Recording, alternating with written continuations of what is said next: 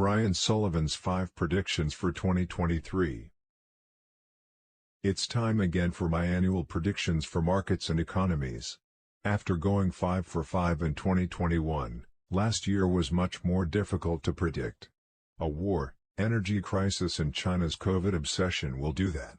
I'd call my 2022 predictions a 2 for 2, with a long-term we shall see on the baby boom prediction. On a macro note, although we have been reporting on and talking about the UK and European energy crisis since before the war, I'm not sure anyone saw this level of escalation and pain coming for the Ukrainian people.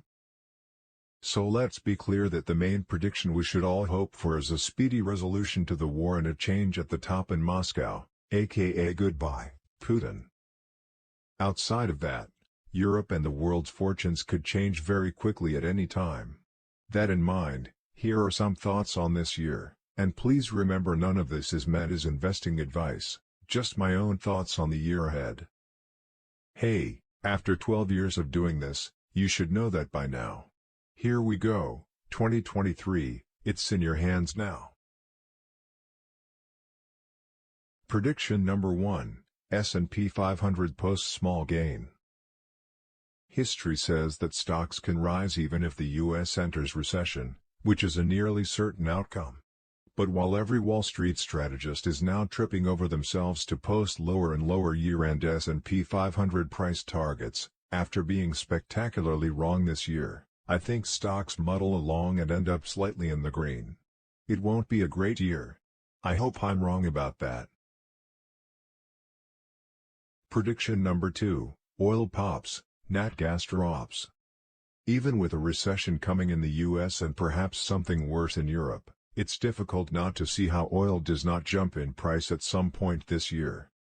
Capital spending growth by US oil companies remains below what some hope for. Russia's oil infrastructure will start to rot the longer they have to go without Western oil technology, investment and know-how, and China demand could really pop if they continue to change course on COVID. Oil will hit $100 at least for part of this year and likely end the year above $90 absent some major global crisis. Natural gas is likely to go the other way, either staying where it is or even falling further. There is no new export capacity built into the US this year. That will come online either mid-2024 or even 2025.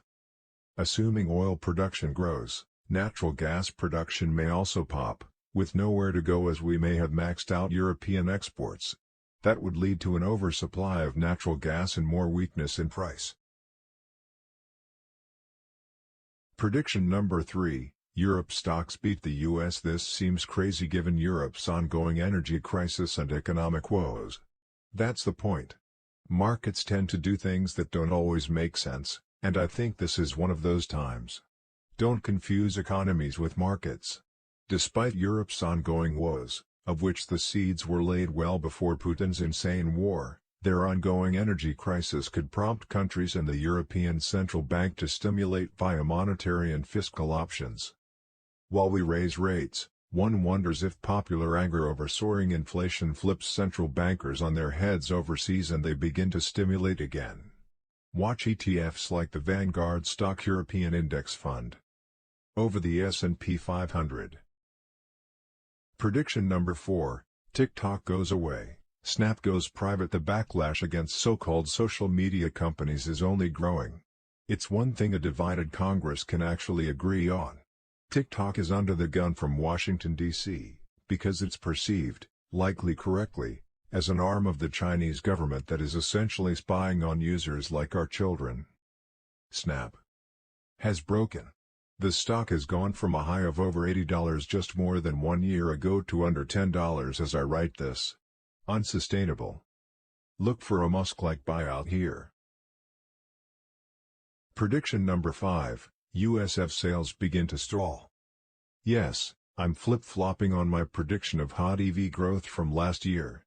But with a recession likely coming in the US, the Inflation Reduction Act hurting tax credits on many models, and prices for the cars rising with raw materials, it's hard to see sales staying hot. By the way, this goes to traditional cars as well. Prices are just too high as interest rates rise. The growth rate of EV sales will actually drop in 2023 from 2022.